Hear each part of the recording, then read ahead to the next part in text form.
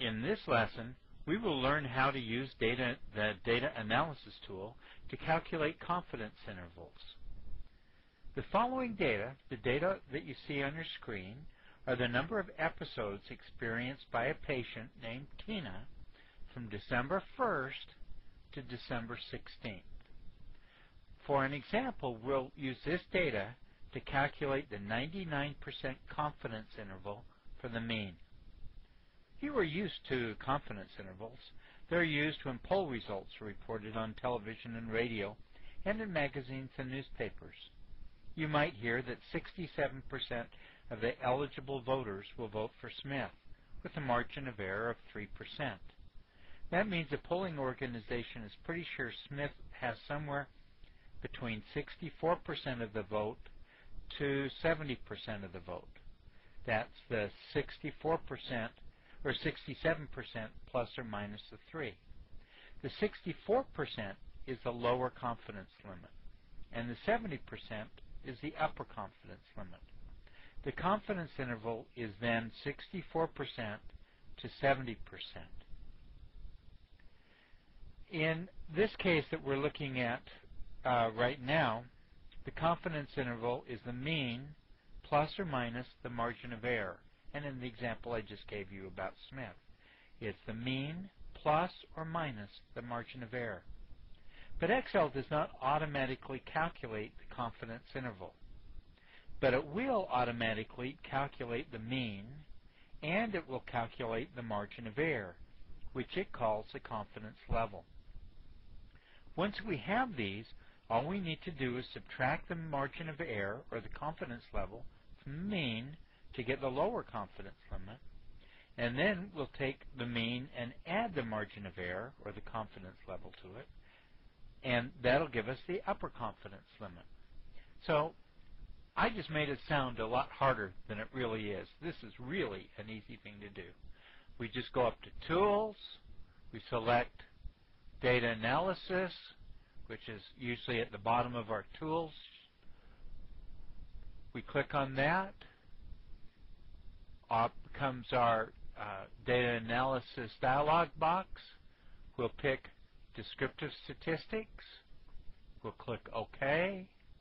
For the input range, we will choose from B1 to B17. My data is in columns. I do have a label in the first row, so I'll click Label. I'll click on Output Range. I have to click in this box and make a flashing line before I start typing in this box. This is saying where do I want it to put the data, and I'll put it in D2. So this is just like we did last lesson. We click Summary Statistics. So far it's exactly like the last two lessons, or at least like the last lesson. But now I want the confidence level, and I'll click in here. Now the default is a 95% confidence interval, which is usually what we'll use. But in this case we said the 99%. So I'll change the 5 to a 9. And that's it. And now I'll press OK. Our data comes in, but it's too crunched. We go to Format, we go to Column, we go to AutoFit Selection.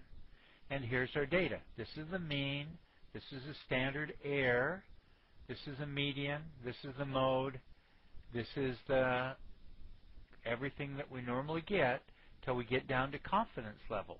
Here it says the confidence level, that's the margin of error, at a 99% confidence interval is 1.55. So now all I need to do to find my upper and lower limits is I'll go down here and I'll give it a label. I'll say lower limit and hit enter, and I'll go here and I'll type in upper limit, and then I'll go over here and find out what they are. All I need to do is press my equal sign because I want it to do some calculating. I'll click on the cell that has the value of the mean in it, which is E4. Then I'll say minus, and then I'll click on my margin of error, the 1.55, which is called the confidence level, and hit enter. To get the upper limit, I just press equal sign, tell it I want to do calculating. I click on the value of the mean. I click a plus sign, and then I click on the confidence level or the margin of error, and I hit enter, and voila, there's our answer. Our sample mean is 3.1875, and we're 99% confident that the true population mean is somewhere between 1.637 and 4.737. Wasn't that easy?